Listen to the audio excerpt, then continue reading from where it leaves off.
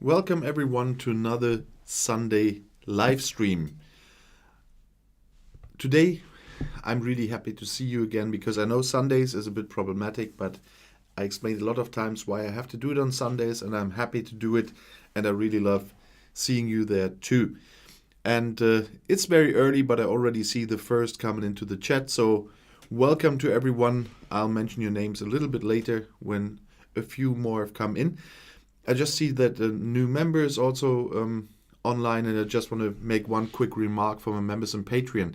You all have access to my Discord server as well, and with the patrons it's easy. When they join, I send them the link directly because I can send direct messages. For members, I regularly put up a post with a link to the Discord, and I did that today again, so everybody who hasn't done it yet from the members, please check my community tab. There's the link today. And from my Patreons, if you haven't joined my Discord and want to join, the links are always valid for 24 hours. So just write me and I'll send you another one. But that's the technical part I wanted to get away today. And welcome. We only have 3 weeks until the Scottish elections. And that's why I always have a close look on the current polls. And I have seen one today of the more recent ones, and it's from a more, let's say, Scotland-friendly paper, I guess, but I had a look and they're all very similar. And so I just need 1 second here to show you. That's what I found. The poll predicts a 27-seat majority for yes at Holyrood, but there's one thing. All the polls recently predicted a majority for the SNP, and if you can see, in this case, in the constituency voting, there's 62 for the SNP, and in the regional voting is 1 seat. That makes 63 seats. The majority would be 65 seats. So this weekend, when I had a look at the polls, and it was not just this one, it was more of the polls, they didn't have a majority alone, I must say. The pro-independence parties have a majority still, and a quite big one, because let's go through them. It's 63 for the SNP, 26 for the Tories, 20 for Labour, 10 for the Greens, which are also pro-independence, 5 for the Lib Dems, 5 for ALPA, and that's a number where you can see that the strategy is working already. They said we don't run in the constituencies against the SNP, but we will run on the regional list because of the way the Scottish voting system is working. The SNP, with so many direct constituency wins, is unlikely to get too many seats via the regional lists, and that's why ALPA said they will run on the regional lists to do that. And it seems it's working because they're winning 5 seats. That's in the projection now. That's as many as the Lib Dems. And they are getting 4 of their 5 seats via constituencies and only 1 seat in the regional voting. And All for Unity is on the list as well. They don't get a seat at all, and they also only run, obviously, on the regional lists, as it seems here. And so it is a majority for pro-independence parties, but it's not a majority for the SNP alone. So in the end, that will mean that suddenly Nicola Sturgeon will need Alex Salmond. And I thought that is an interesting development I wanted to share with you today, because that is something people have not expected in the last weeks, or since, or not too many have predicted that since Alex Salmond announced that he will run with his new party, ALPA. And this shows the seats in the Scottish Assembly again. It's a majority -2 for the SNP. But of course, for the independents, with the Greens, with ALPA, they would have a big majority pro-independence. And you can see that it is a big gain for pro-independence parties, because they gain 9 seats compared to the last time, and the parties that are usually against independence are losing 9 seats. And so this is definitely a gain, but it changed the game with Alepe since they are there. And I'm just seeing something. Do you see the normal picture? Yeah, something shifted here. So, yeah, Katrina, you're right. SNP plus Greens would be a majority too.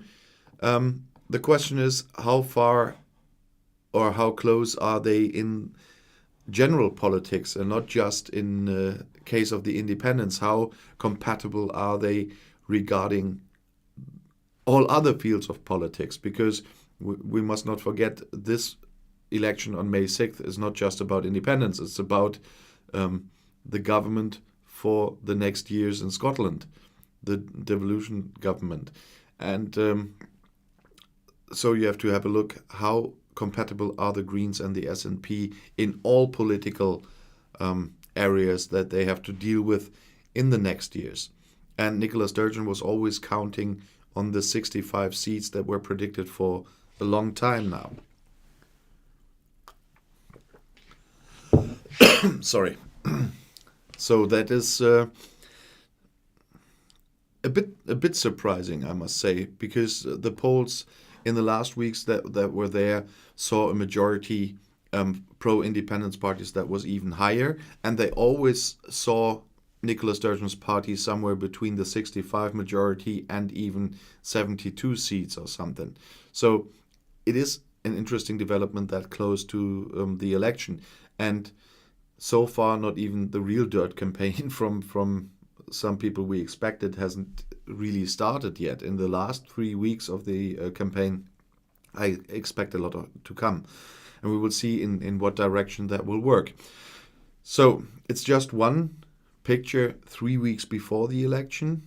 I mean, who's watching my channel will definitely know where I'm standing on this, in case of being in favor of independence or not. But I don't have a vote there. But it shows one thing. There were questions recently, but I can put it up again, more often, not that one, the other one, on my channel about the voting system and what the people intend to do.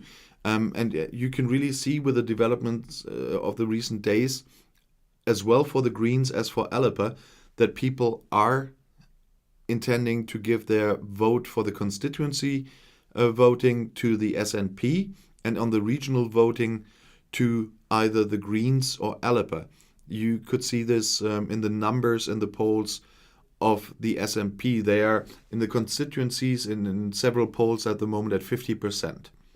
And on the regional seats, they are at 36%. So there's a big gap between those two, which makes sense because of the way of voting in Scotland. People often talk about its proportional representation system. Well, it's not a pure proportional representation system. It's a hybrid, a little bit like here in Germany, although our German system works differently. Because our regional lists are not regional lists, they're state lists, and they decide if the people from that party, from that state, will come into parliament at all. And half of the seats is distributed via the state lists, and the other half via the constituencies. And so from the beginning, there is supposed to be a 299 split. And in Scotland, it's a 72 to, now you get me here, I guess, 45 from the regional list and 72 from the constituencies. So it's not completely balanced out. So it's not completely like the German system, or the Germans like the Scottish system, whatever you want that. There are differences. They are a bit comparable, but not completely. I just wanted to mention that because I heard that more and more often recently. They're not completely the same. So then now let me have a quick look again at the chat, because I have to steer between two systems here right now when I want to show you those pictures. So let's have a quick look who's there.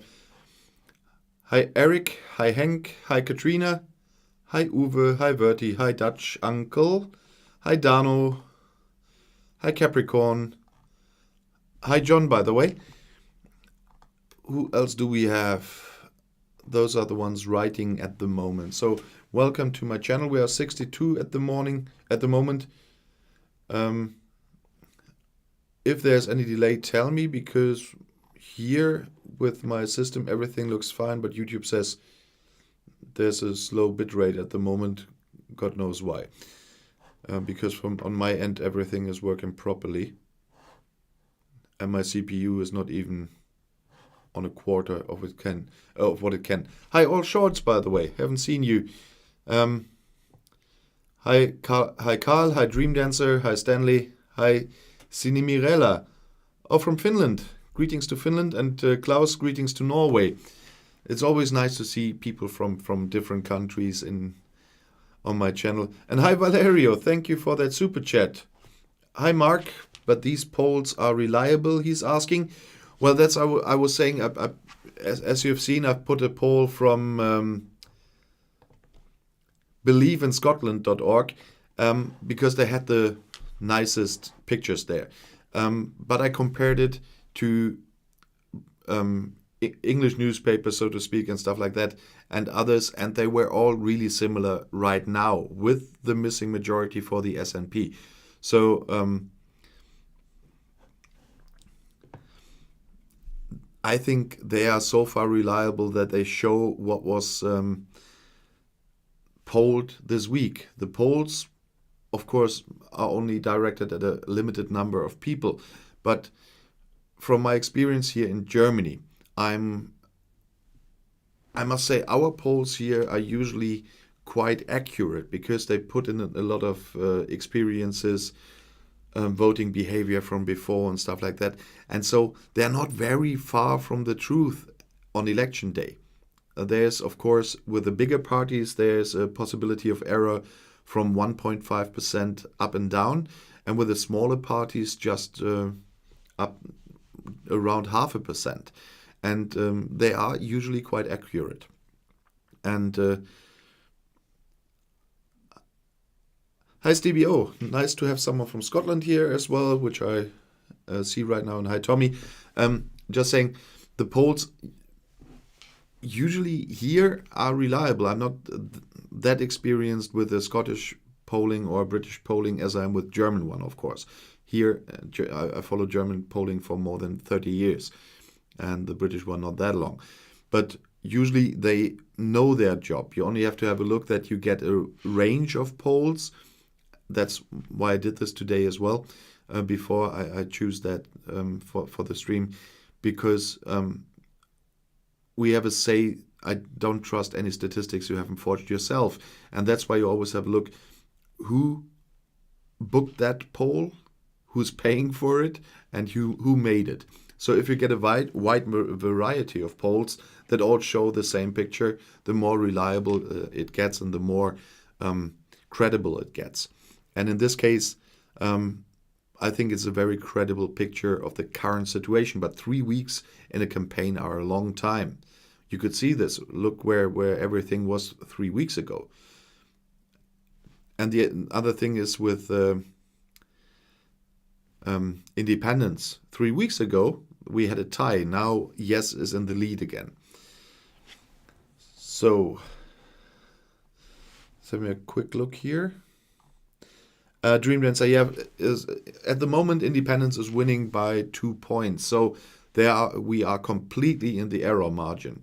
If No goes up the 1.5% in a poll like this, and Yes goes down 1.5%, No is in the lead. So the difference between those two are in the error margin at the moment, and so you really don't have a clear picture there. That's why I didn't pick that. And this is going on for weeks with the most polls I've seen. And that's a problem, because these error margins, of course, are there.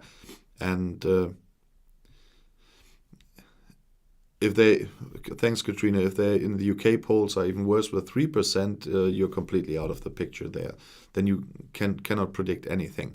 And of course, a lot depends on the last part of the campaign. We know that especially with COVID here in Germany, we have a general election this year as well. And we had state elections a few weeks ago, and we had a regional election here in September. And half of the people were using voting by mail.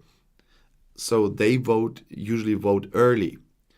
But the other half is voting on election day. And they can be influenced until election day by whatever comes up. And so it can shift everything until election day.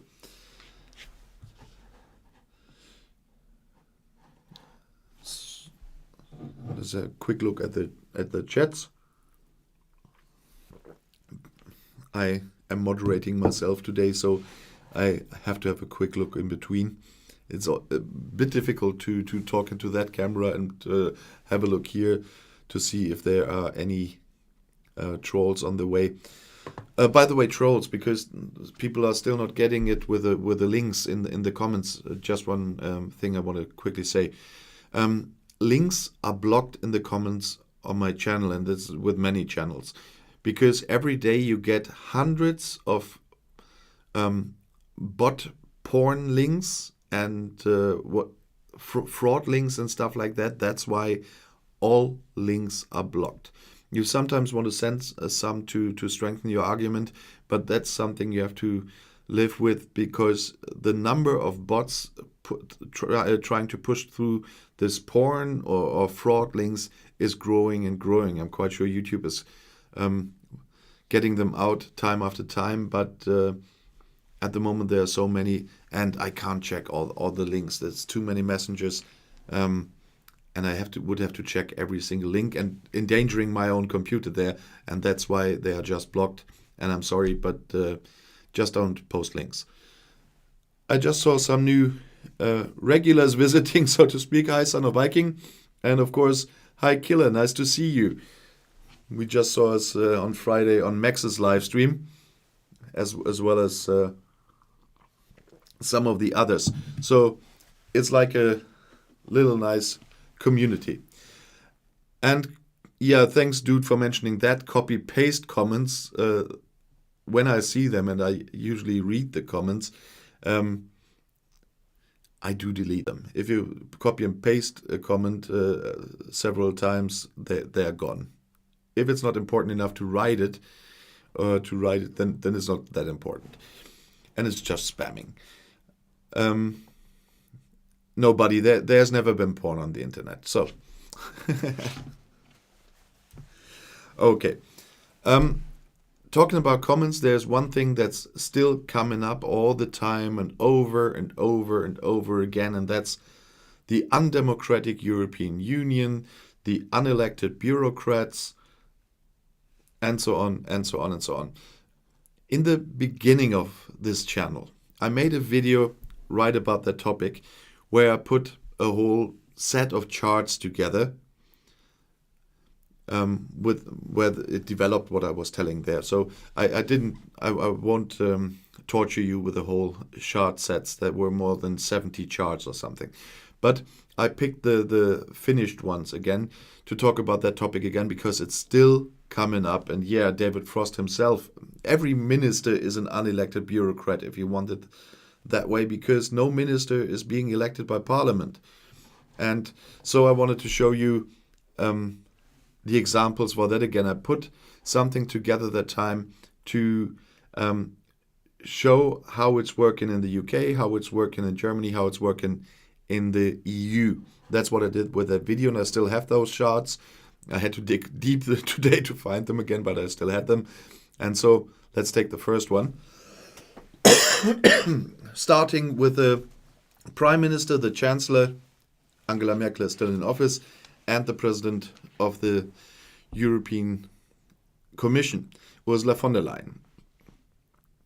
Boris Johnson is elected by party members as candidate for Prime Minister. That's the first step, so to speak. Angela Merkel is elected by party members as candidate for chancellor. The same in Germany, and we have that at the moment. We can talk a little bit, if anyone is interested, for a few seconds about Söder and Laschet later. And Ursula von der Leyen, there the first step is a different one, and I will talk about the problem with that system a little bit later too, but let's just go through this. The EP became strongest party in the general elections for the European Parliament. So, Europe-wide elections for the European Parliament. That was the first step there. As well, the Conservatives became the strongest party in the general elections in the UK. The same with the CDU in Germany, or the CDU-CSU, the Christian Democratic Union and the Christian Social Union, are forming one bloc together. And then I leave out the part of Ursula von der Leyen, of course not. She was elected by the European Council as candidate for Commission President. She was not the Spitzenkandidat, I'll talk about that later, but she was elected, first of all, by 27 heads of state and government of the 27 member states. And so that is quite representative, I must say.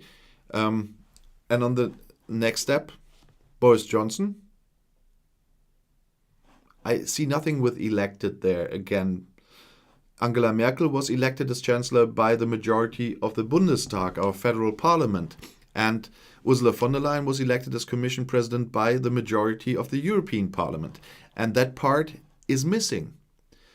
In the end, they are all three appointed. The Prime Minister was appointed by Her Majesty, the Chancellor is appointed by the Federal President, and the Commission President is appointed then by the European Council. But contrary to Ursula von der Leyen, Angela Merkel, no parliament voted for Boris Johnson. So they are always claiming they are more democratic and their government is more democratically legitimized than the others. Show me where. Yeah. So that's number one. And I have a quick look in the.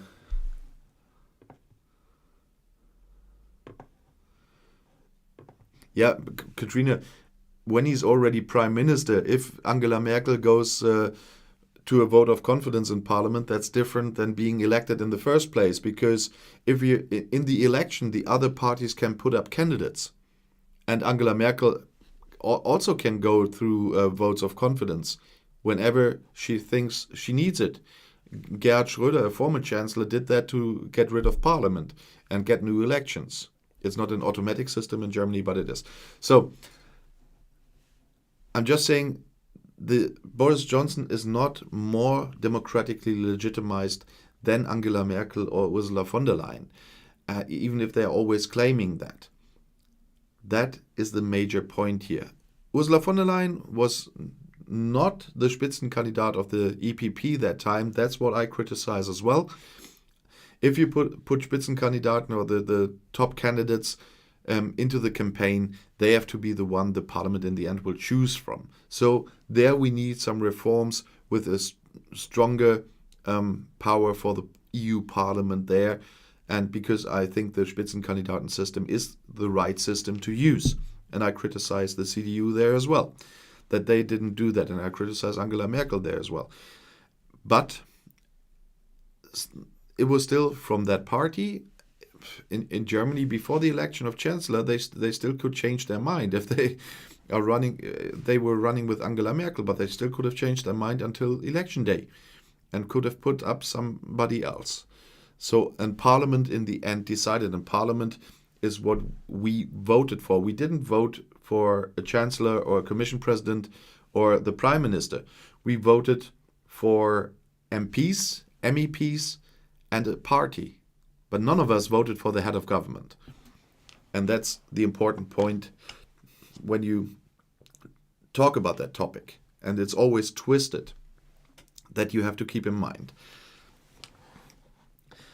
And what was that? There's just another overview which I had about the whole democracy thing. The Prime Minister is elected by party members. The Chancellor is elected by a federal parliament. The Commission is elected by the Council and the Parliament.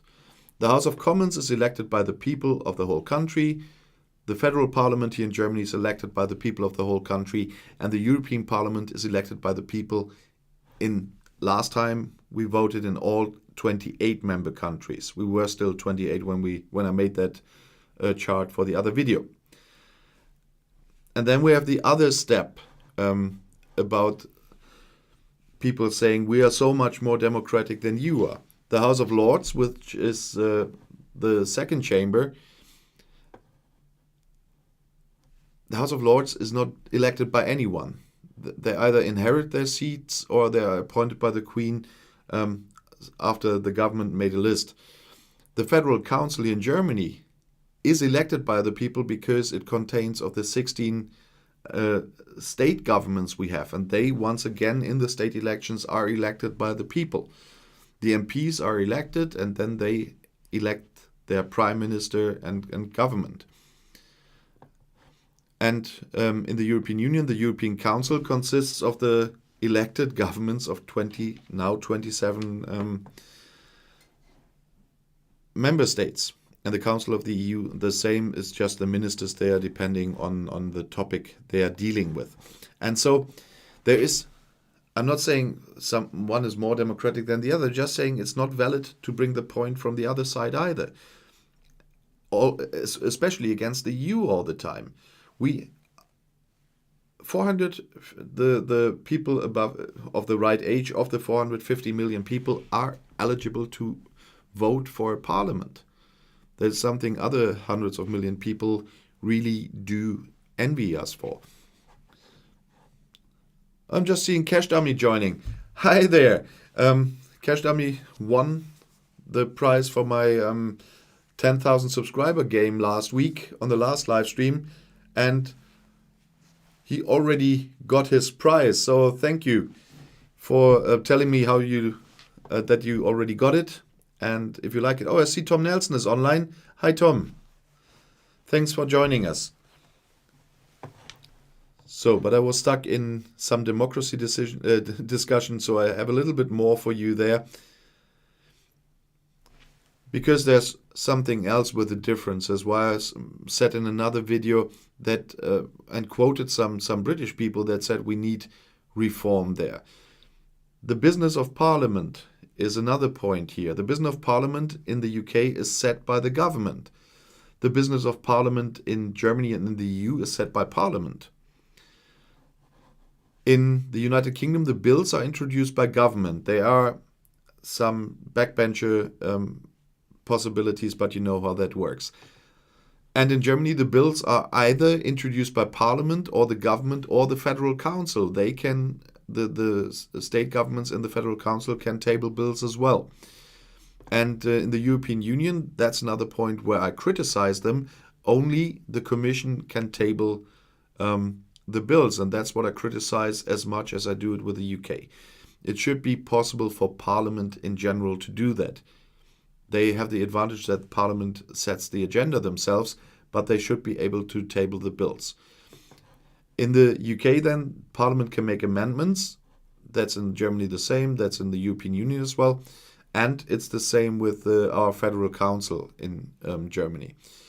And bills are adopted by Parliament and the House of Lords in the UK. In Germany, it's by the Bundestag and sometimes by our Federal Council, the Bundesrat as well, depending on what kind of law it is, because we have a split between the competences of the federal government and the state governments, and sometimes they are still mixed. We try to get rid of the mixes, but they still are. And in the EU, they are adopted by Parliament and the Council of the EU. They have to agree there too. So, but, thank you very much, Dermot, for the super chat. Should EU Council be stronger with permanent ministers? The EU Council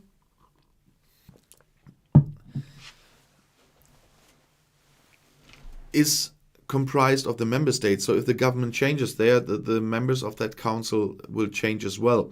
And of course, depending on the topic of the meetings, the ministers are sitting there that are responsible for their topic. So I think that's quite an intelligent choice, like they're doing that at the moment, because those council is always supposed to represent the member states. And it's a good thing that we have them.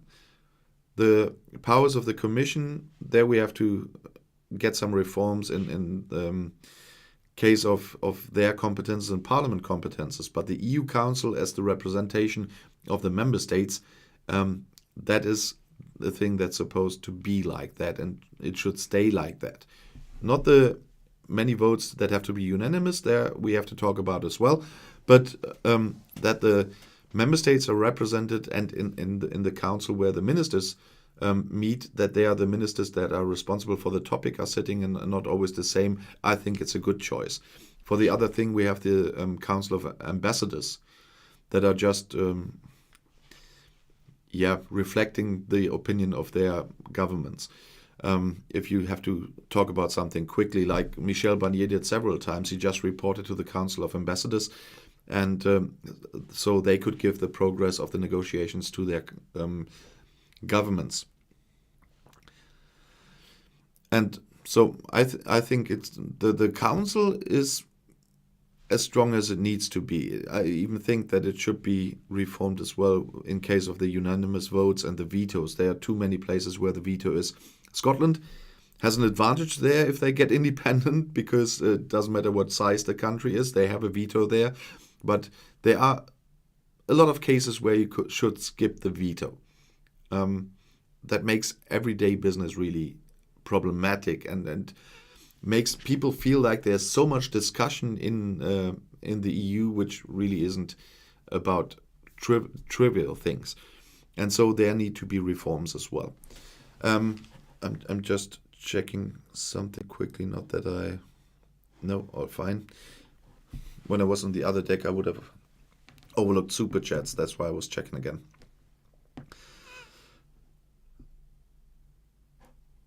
Yeah, that's another discussion. EU Federation or United States of Europe.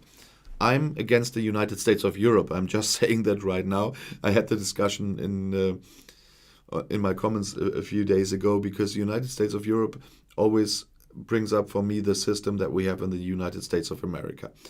And that is far too centralized for my taste. Too many competences in Washington and too few competences in the States. And if before that all necessary reforms happen we need in the EU, then I'm pro-federal Europe, but not for a united Europe. Somebody might call me Haarspalter in German for that, so that I'm too detailed there, but it's kind of important for me. And I had a fourth one. I just want to have a look. Yeah, that's a bit important for Scotland as well. That's why I picked that. In the European Council, Germany has one member out of that time it was soon 27, now it's 27, and every member country has one vote. And that doesn't matter how big the country is. A lot of people are discussing about why would Scotland leave one union and join skip that EU dictatorship, but join another. Scotland doesn't have a veto in Westminster.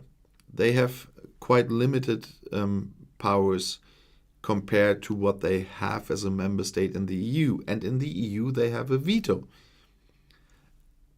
And they don't have that now. That's the big difference between these two.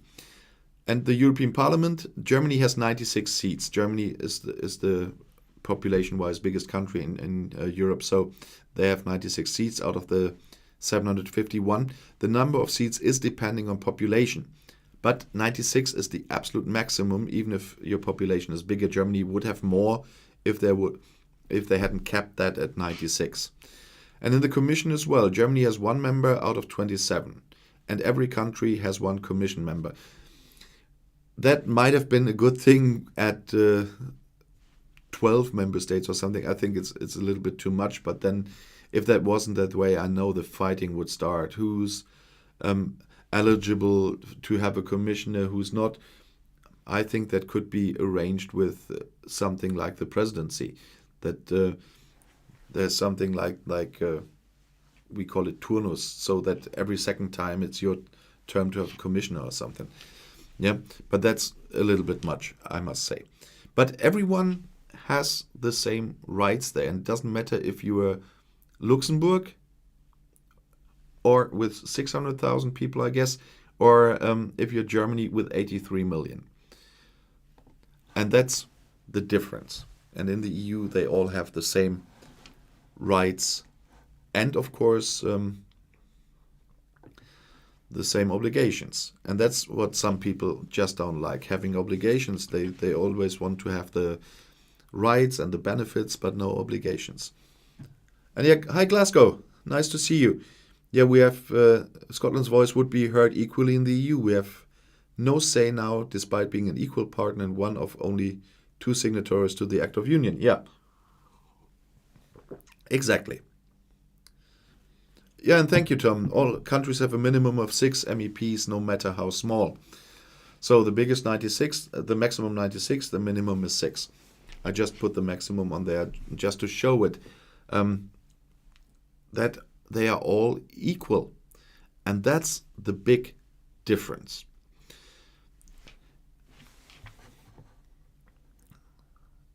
So, but I have a quick look in the chat. Nicola got her sainthood? What? I haven't heard anything about Saint Nicola. No, but it's really hard fighting all those fake headlines that are going around. If you know the truth, it's if it weren't that sad, the whole situation, it would be really funny every time you read that, if you know how it really is. But in the end, it's more sad that people really fall for that stuff. And I'm not blaming any Brexiteers here at the moment, because I see the same here in Germany and I see the same everywhere. The problem really is the lack of interest of people to inform themselves. And I'm really happy about each and everyone watching my channel, so grateful to all of you that you are people that are trying to inform themselves. And that was one of the intentions when I started with all this, to use another medium. We have this one channel, the big channel TLDR, Too Long Don't Read. Exactly, people don't like to read long essays or something. And so I think making videos is still easier to digest for them than reading. But still, too many people are not informing themselves. And that's a big problem. It's the same here with the people here. I can talk for days about stuff they haven't heard of, because they never even pick up a newspaper or whatever. And some people, when they pick up the newspaper, pick up the wrong ones. Verti, Verti, Verti. A few days ago, I talked about insults in one of my videos. It's not necessary in the discussions to insult each other. And it's not necessary to use names for each other's. So when I see it, I kick out the word that you just used, Verti, and I kick out the Brexiteers word for many Brexiteers use for people who voted Remain that time. So it's not necessary to call each other names. It's not necessary to insult somebody. So is it so hard to be civilized? And I know sometimes they drive me that far that I use some words here I usually don't.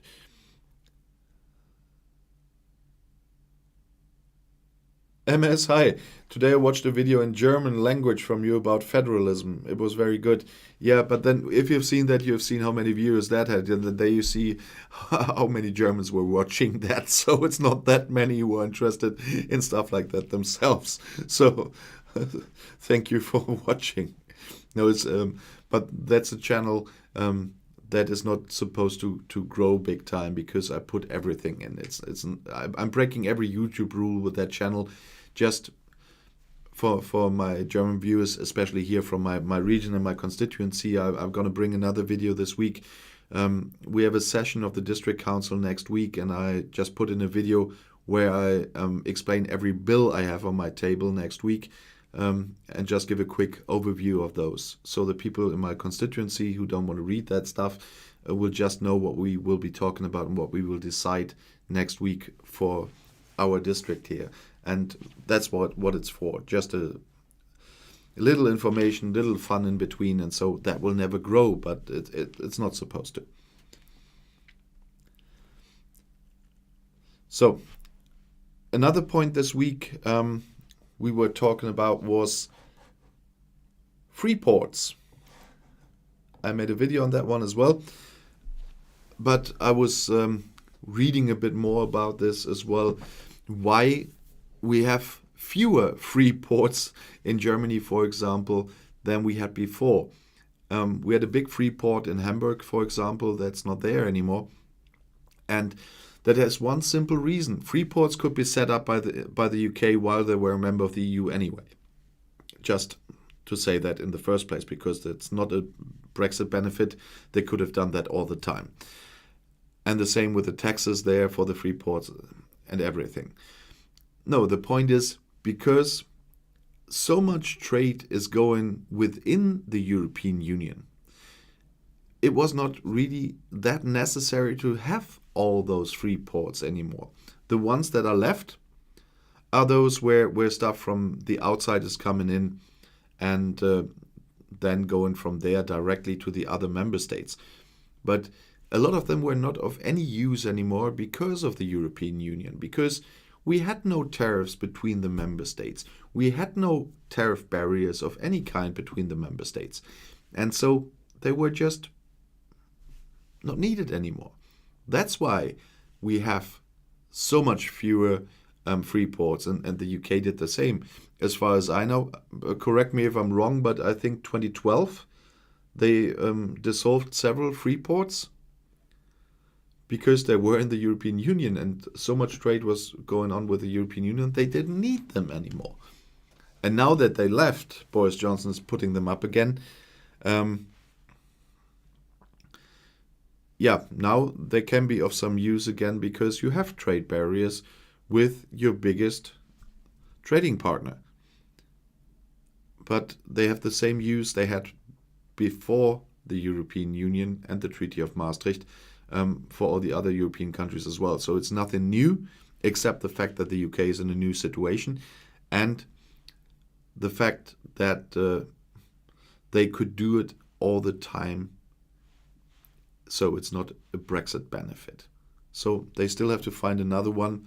I'm still waiting for the Brexit benefits, except sovereignty, that they got from Brexit. Free ports is none of them.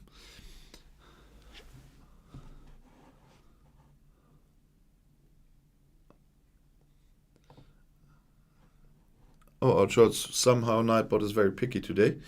I had to free one of your comments just for but. No, but in that form, it's just a beer for me.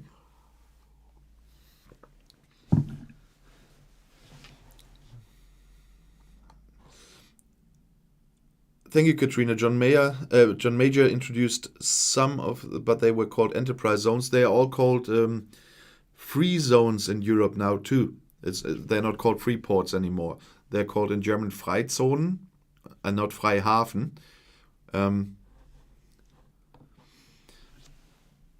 That's the same here. So the free zones is what in the past have been the enterprise zones, how they call them, is the same what the free ports were in the past. So nothing changed there, and it's still possible in the EU, and it was possible for the UK all the time. And Brexit is not I wouldn't say a massive win for the EU, but it's a win for the EU in one aspect. And I'm repeating myself there, I know, but Brexit showed other countries that none of them had a majority for leaving the EU, but it showed all of them what it means to leave the EU. So in that point, we have to be grateful to the British. In Germany, the AfD, our right-wing idiot party, put in their manifesto for the general election that they want Germany to leave the EU. But even the party chairman were surprised because the right-wing extremists from inside the party got that through into the manifesto on that day. Even the chairman of that party didn't want that because they know that it hurts their chances to be elected.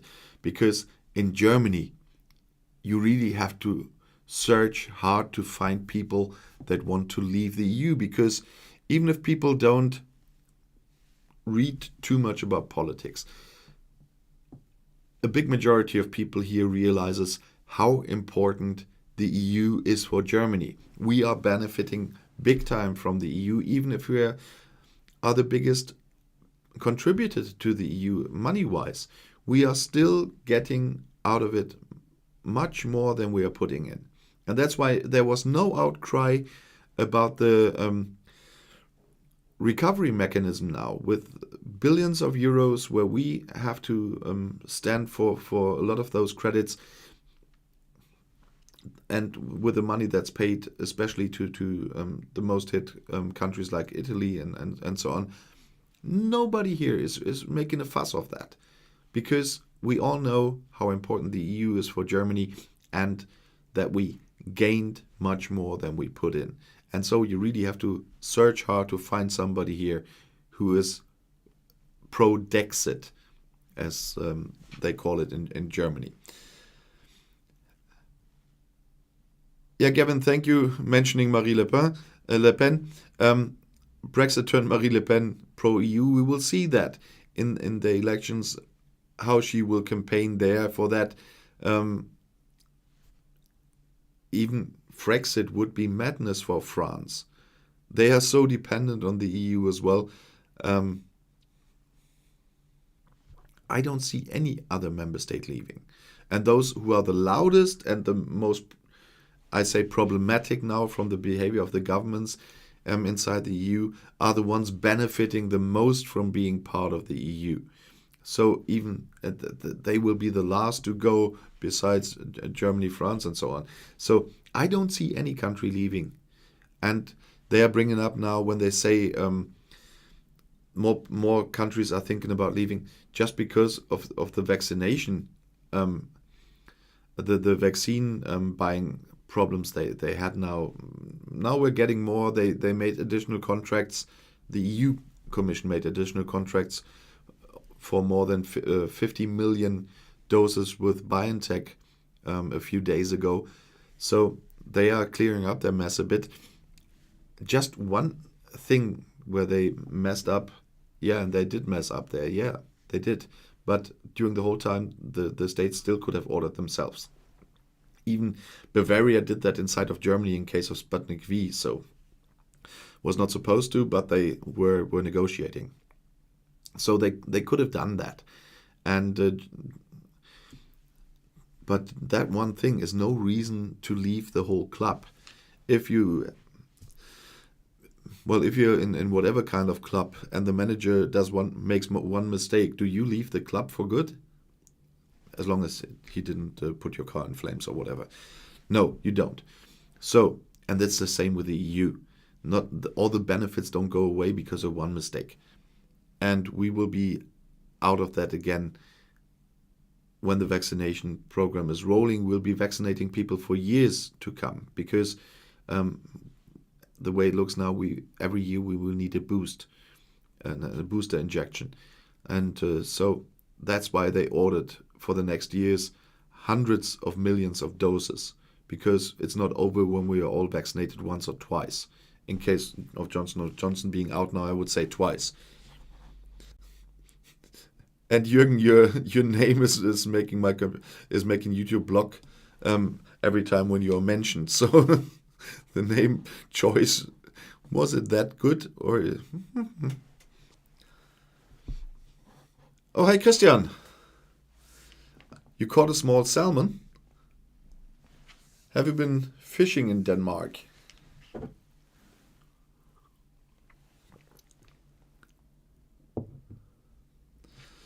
Dutch uncle, why is EU bother to talk to David Frost? He's the responsible minister for the UK for the negotiations in the Joint Committee on Northern Ireland. On the EU side, that's Maroš Šefčovič, and on the UK side, it's David Frost. And the EU cannot choose the negotiators of the other side. If I negotiate with someone about a contract, I pick my lawyer. I don't let the others pick my lawyer or my representative. And that's the case. If they, of course, that was a provocation as well. But if Boris Johnson wants to send Frost as the responsible minister into that committee, that's the way it is. That is something the EU can't change, and that's something the EU wouldn't even try to change because they can't. And they have to live with that. I'm quite sure it's sometimes annoying, but that's the way it is. That's the same inside the 27. The EU Commission can't tell Gibraltar, I said almost, Cyprus, who they sent as ambassador to the EU, the Barnier had to report to, for example. That's for the member state to decide and not for the Commission. They are all sovereign countries. And so they just decide those things by themselves. And the same goes for the UK. Yeah, all 27 are sovereign countries, for those who still haven't understood that. Otherwise, the UK couldn't have left, because if they weren't sovereign, how could they have left? The EU just simply could have stopped them and said, no, you're not allowed to, period. So they were sovereign, like all the other 27 are sovereign as well. And that's why they picked their people themselves. And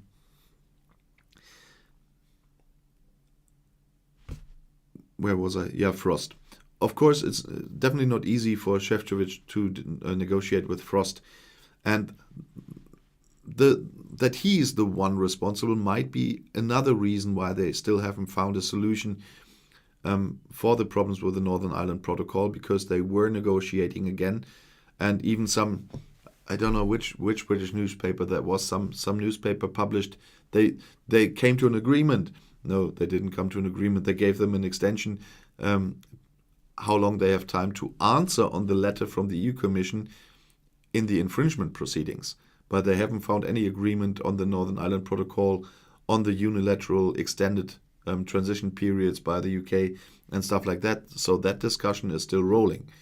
And they didn't come any closer last Thursday when they met. And that's the problem. And Frost, as the responsible one, might not be helping that much in that respect. So, sovereignty, was it Scottish or just mocking some people, was a red herring. It was sold and bought. You're true. That's what I was talking about earlier. People obviously still fall for these headlines. And that was something I was concerned about in the Scottish election campaigns. And I'm still expecting something like this. That they try this approach as well. Son of Viking, thanks for your super chat. Question asked earlier by someone else. Should Ireland prepare now for a flood of economic refugees from Blighty? No, they shouldn't. First of all, the migration system is regulated by Ireland themselves, of course. We only have the Dublin Protocol for asylum seekers and migration. It's not working at the moment, I know, and some people are blocking the proportional distribution of migrants and so on in the EU. That is another topic we have to work on, and they someday have to drop that, otherwise we shouldn't give them any money anymore. But that's another topic. No, we need a European-wide system for migration and asylum, with a proportional distribution of the people coming in seeking asylum or refugees from a war. And the migration thing as well, because many countries in the EU are dependent on migrants. We cannot keep up our pension system and our work market without migrants.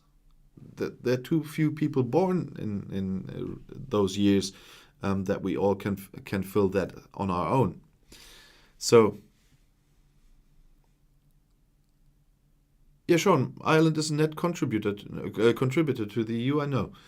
And they grew to that point because they were a member of the EU. I'm quite sure about that because it was a benefit for Ireland. And so I think nobody there would say something, or not too many people would say something against the EU because of that.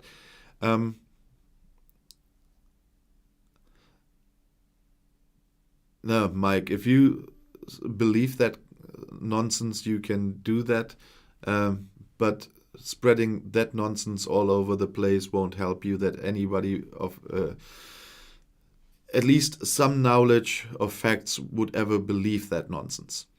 Too many in the UK believe that the Brussels rules everything and the 27 have nothing to say. That's the greatest nonsense in the whole campaign of 2016 as well. And that people are still believing that is one of the things where I said I could laugh all day if it wasn't that sad. Who is the EU? That's as soon as you understand what the EU is and how the EU works, you wouldn't believe such nonsense ever. But that's the problem. Too many people talking about the EU, especially in that campaign in 2015, 2016, have not a simple clue about how the EU is working and what the EU is. And that's a big problem. Missing knowledge is the biggest problem. Missing education on that regard is a problem. And that's the same here. I'm saying that we need more education on the EU, for example. Glasgow Kiss, thank you for the super chat. If Scotland is such a drain on the UK, why are they trying so hard not to let us leave? Very few can answer that. Yeah, it's the same thing. They're always putting up Scotland is draining the UK, and in this regard they mean England dry money-wise, because they're so poor, they're so bad with money, they need so much help. But first of all, where does the money come from in the first place? That's what people not think about. That's another of those headlines they're working with. That Boris is trying to stop them leaving, whatever the cost, is more a political thing than an economical one. But Scotland being independent would be a loss for the UK, of course, and also from the income. And people are always talking about Scotland wouldn't survive themselves when they are alone. Scotland hasn't put up their complete own budget for 300 years. You can argument on that topic on the first budget you see after Scotland gained independence. And budget and being able to have put up your own budget is one of the big 32 articles for joining the EU. So that will be a big milestone for doing that, for setting up a proper budget. But we will only see what numbers we're dealing with in the case of Scottish independence when they set up their first budget themselves. The only thing they can do now is raise taxes compared to what Westminster did. Raise costs. They cannot say we lower that tax or that tax. They have to take the limits from Westminster, and then they have a few little screws they can work with. They don't have the power to put up their own budget completely on their own work with all the screws you can use in an economy with a budget as a government in independent countries. So we will see how that works in case Scotland gets independent. And I'm far more optimistic in that case than many of those I see commenting in the videos and probably those Glasgow has seen commenting. So it's the same with the currency. The currency is not the big problem. They can set up a currency easily. Linking it to the euro then would be easier. if they intend to join the EU anyway, it's easier to link that to the euro than to the pound, because at the moment they are going through that part of the 32 protocols for joining the EU. It's problematic if it's linked to the pound, but that's something for later. But it's not a big issue. The problem is, how is it? And Glasgow, you might be able to answer that. How is that psychology-wise with the currency? People were using in the last referendum, if I'm right about this, were using the euro as a kind of the ghost in the corner against independence. It is the normal thing. If a country joins the EU in time, when they have reached the criteria, they have to adopt the euro.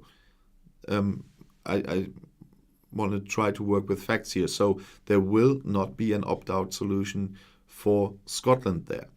They can just artificially not reach the criteria some other countries did. Maybe. But they will not get an opt-out for anything.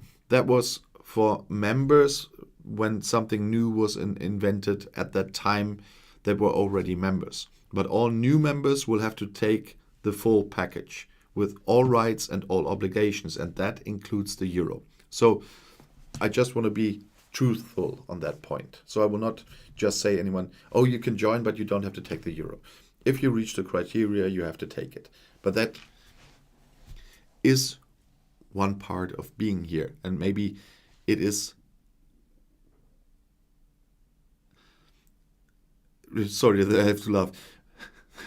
Mike, it's really fun that we have one here that is spreading every single line of the headline catalog at the moment against the EU.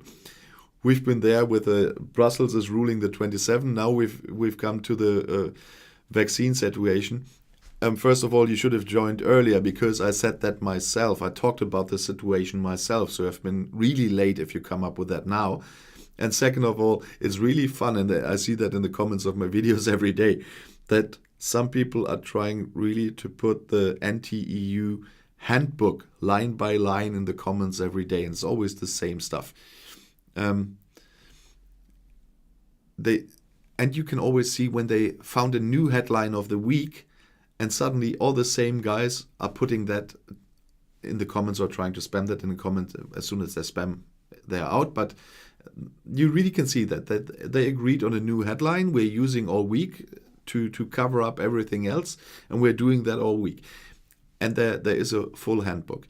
And for me, of course, it's a bit funny, because I realize all this, but it's of course a danger, because the more often you hear something, you might be tempted to believe that, and that's a big danger. And that's why I will continue with these videos, trying to bring all people that really at least want to hear all sides, what I can bring them, and to fight all those propaganda headlines and fight those campaigns, because you have to look at the details and not just headlines.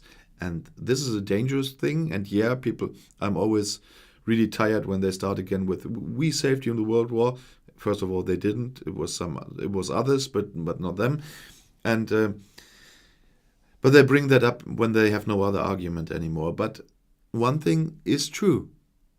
What people like Trump and Johnson are doing now worked well already in the 1930s here in Germany. And the same is used now, of course, was used by Trump. The Brexit campaign used it very well. Johnson used it in the last election. He's still trying it with a lot of things. Of course, the Russians are using that. The Chinese, I talked about the Chinese television station recently. They're using that all the time. And the problem is that this is still working. You've seen that in the USA. You've seen that in Britain. You see that even the not so many, but still voters of the right-wing AfD here in Germany, they fall for that stuff. They are using the same stuff. We are a bit more sensitive to that topic because we are aware of our past and how that happened as well. So you can't. I always thought you cannot even get so many Germans as those right-wing idiots got now for the last elections. But if there are people who fall for it, it's dangerous. And that's why I'm glad that there are so many channels like Maximilian Robespierre, like the different buyers, like Bowler Hatman, like All Shorts, like Indie Truck, that are trying to face them with facts. If that will be enough on the long run, we will see. But reminds me of something, because at least one is in there. So All Shorts, I still have to do one for you. But of course, many of you, the most of you, will know Max's channel. But if there's anyone who doesn't, I just put in the link to Max's channel as well. I always love to be a visitor on his live streams, and I was a guest once already.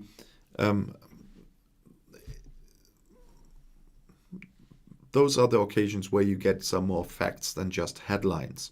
And so I'm quite glad there are quite a few of them where you can get that. And not only those where they bomb you with headline propaganda. So, but that was too much of a word for a Sunday, as we say in Germany. I didn't want to preach that much. I don't know, I must have been in a preaching mood today for some reason. Or Mike made me, I don't know. I really like those live streams. As you saw, I get improving myself technically more and more. That's why I could put in some charts today already. A friend of mine I'm doing a lot of voluntary work with, he knows how bad I am usually with computers and everything that goes with that. He's laughing all the time, because what I'm doing here at the moment is, from his point of view, quite funny, because he knows I'm not very good with computers usually. And always was the writing one from of us, or the organizing one, but he was the IT guy, and so he's laughing when I'm teaching myself with the help of the internet a lot of that stuff, and so that I have live streams with putting in some stuff, and I'm preparing having guests on this channel as well in my live streams. So I have for the first, we haven't fixed the date yet, so I'm not telling you who it will be. Because it's a bit more complicated. But I will have guests here as well from time to time. I'm starting with a special one from Germany, where you can get a lot of interesting stuff from. And when I have the date, the 2 weeks before, you have time to ask questions for that guest. So I'll let you all know definitely. And I'm quite sure I can manage that with the program as well. I tested it with my pal I'm working with a lot on my voluntary stuff, and it worked. And I found out how that works. That was the surprising part for him on that one. So now you know a little bit more about me. I'm not a computer nerd, but I still get the thing working somehow. I hope it worked today quite well. It's more than an hour already, so I don't want to bombard you with too much more. I'm really happy that so many of you are there. 135 right now. With the playbacks, it's 1,300 people have seen that already. I don't know for how long, but if you like that, please don't forget to quickly like that live stream as well. And otherwise, we'll see us again, of course, tomorrow morning in a normal video. On next Sunday, of course, again, and I'll keep you posted when I have my first guest here, and I hope to have more on the long run. But the first one will be interesting as well, and you can ask questions, I promise. And you have 2 weeks to ask those questions. And for now, I just want to say thank you. Have a nice Sunday. If I was babbling too much today, I'm still not that great with unscripted English. My English, and I can get that done. But when I have to speak freely and not living in the UK anymore, I'm thinking in German and trying to translate it in my head. Still a catastrophe compared to the time when I was living there. Mini, thank you very much for your goodbye super chat. Thanks, Mark. Have a nice Feierabend. Thank you too, Mini. Nice have a good Feierabend, and I'll see you all very soon. Thanks for coming up, especially all the regulars. Always happy to see you. I'm happy about everyone, but all shorts, I have to come to your channel soon and watch some again. So, thank you very much. See you soon, and bye-bye und auf Wiedersehen.